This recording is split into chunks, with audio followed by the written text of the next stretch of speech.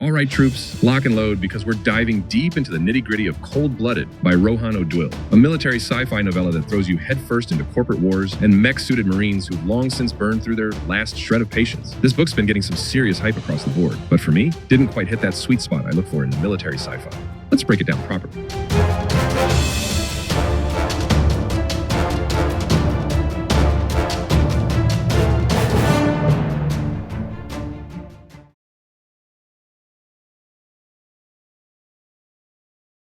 First up, let's talk about what this book absolutely nails. The action sequences are awesome. When those mech suits start throwing down, O'Duill makes you feel every crunch of metal, every sizzle of burnt circuitry, every desperate gasp for air in a compromised suit. There's one particular sequence where the main character goes toe-to-toe with another mech on a collapsing asteroid that had me white-knuckling my Kindle like I was in the cockpit with her. The main character, Mint, is a fantastic protagonist. Imagine if Vasquez from Aliens got promoted and then immediately demoted for punching an officer. She's got that perfect blend of sarcasm, competence, and I'm too old for this shit energy that makes military protagonists so much fun to follow. Like she's a kick-ass character you can fully relate to, you know? Her voice leaps off the page with lines like, "I have neither the time nor the crayons to explain this to you," which, by the way, might be my new favorite military sci-fi one-liner. The world building deserves its own standing ovation. This cold rush concept? Brilliant. Picture this. Two big corporations stage gladiatorial battles over mineral-rich asteroids, turning war into pay-per-view entertainment. Yeah, this universe is brutal and takes no prisoners, as one might say.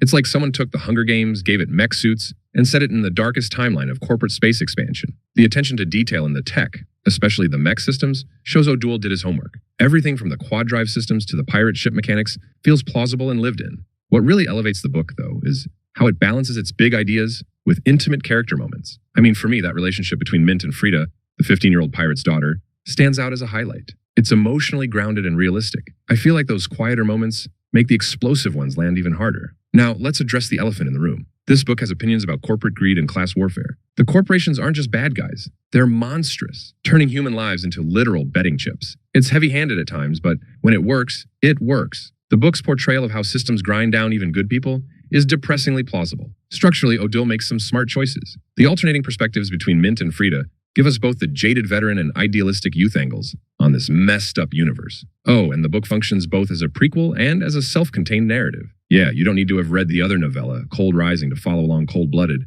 but the world feels expansive enough that you'll want to know more. The pacing at its best is relentless. It had me with palms sweating from the beginning. When the action kicks off, O'Duill maintains constant tension. There's a pirate ship boarding sequence that's so tense, I actually had to put the book down for a minute to breathe.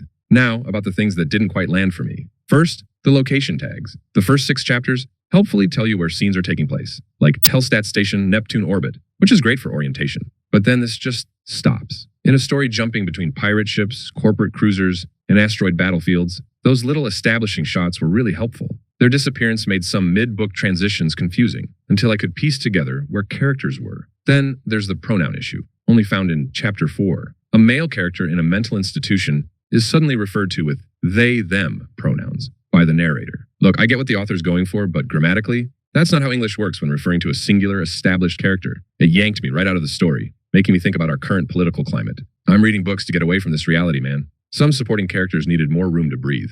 Bjorn, the pirate dad, has this fascinating backstory as a dissident warrior, but we only get glimpses of it. Kartag, the corporate villain wannabe Marine, has all the makings of a great antagonist, but he's not on page enough to truly menace. The minor characters are left in the cold, pun intended. And how about that ending, huh?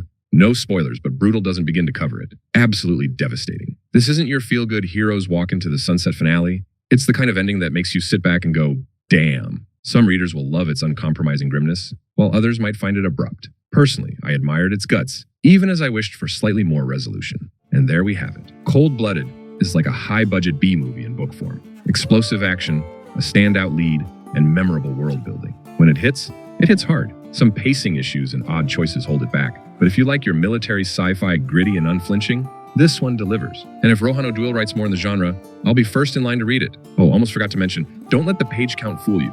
Cold-Blooded is a novella, not a full-length novel. It uses dyslexic-friendly formatting. So, larger text size and spacing to improve readability. That's a fantastic accessibility choice, but it does mean the actual word count is leaner than you might expect. And hey, if you like this review, please like and subscribe for more military sci-fi book reviews. Thanks for watching. See you in the next one. Burn bright and burn enough.